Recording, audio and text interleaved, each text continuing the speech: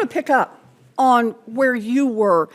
You know, we've been talking about the military academies are charged with training the next generation of leaders. And together, the three of you train about 1 out of every 5 of our military officers. The military spends millions of dollars, many, many years, to train our helicopter pilots and our combat leaders, and for a few, the chiefs of staff that we end up with. But the Trump administration is undermining those investments by tilting at windmills named DEI. In less than 3 months, the administration has canceled student engineering clubs and purged curricula based on clumsy keyword searches. The administration sends a strong signal that not everyone is welcome in our military. So today I want to dig in on how you all think about your mission to develop the leaders who will keep our military strong. Lieutenant General Bauernfeind, do you consider academic and leadership potential in the admissions process so that we can develop the next generation of military officers who will take on the toughest jobs? Senator Warren, yes, we do absolutely in our admissions process consider leadership in our admissions process and through their 47-month leadership development program. Good. And yeah, make sure it's on. It's just not, we're not getting much sound here. And General Gillen, same answer, yes? And Admiral Davids? Yes, ma'am, considered in the admissions process. Good. So you all admit cadets and midshipmen based on their academic and their leadership potential. Then it's your job to turn that potential into reality. So let's talk about where students develop those skills. One place, obviously, is the classroom. That's one of the reasons, as you have already described, that students learn from both academic experts and practitioners in the field. Military practitioners obviously have valuable experiences to share with students, but the academies also need the best teachers for physics and cybersecurity and electrical engineering and much, much more.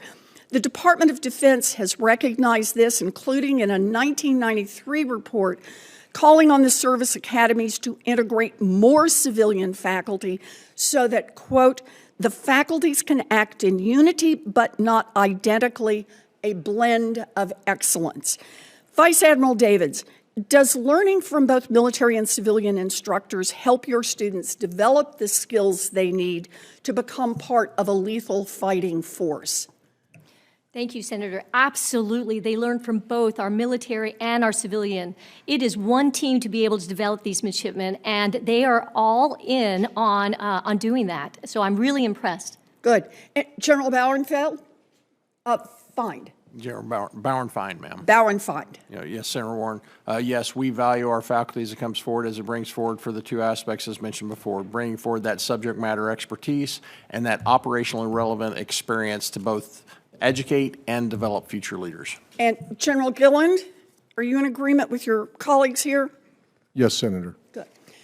But leadership is obviously about what you learn in the classroom, but it's also what happens outside the classroom. So I want to talk for just a minute about engineering clubs. They certainly encourage students to learn hard skills, to support each other in that undertaking. It can be really difficult. But an engineering club also gives a student an opportunity to take on leadership roles and responsibilities, like being the treasurer or being the president.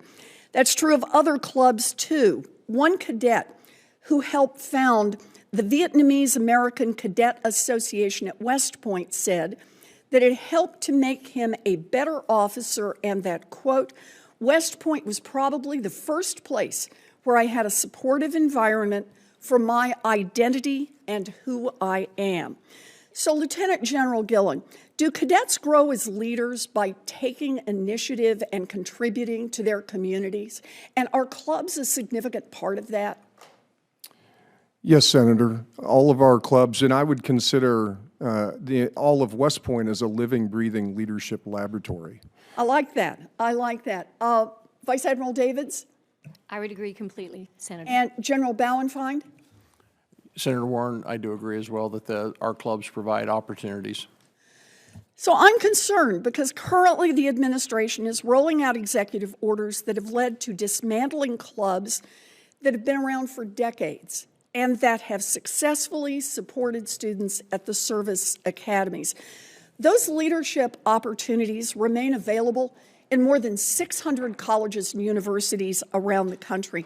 Banning those clubs just at our military academies does not make it easier to recruit the best and the brightest. The Trump administration's ham-fisted attacks on the service academies undermine our ability to recruit and to train talented young people who will become a critical part of our lethal fighting force. I think that is bad for our cadets, and it is bad for our national security. Thank you for being here. And we apologize for moving in and out. We've got votes going on at the same time. So this is not a comment on what anyone has to say. We just have to play a little bit of tag here. Senator Reid, I understand. Yeah, he hasn't even sat down yet. Senator Reid, you're up next.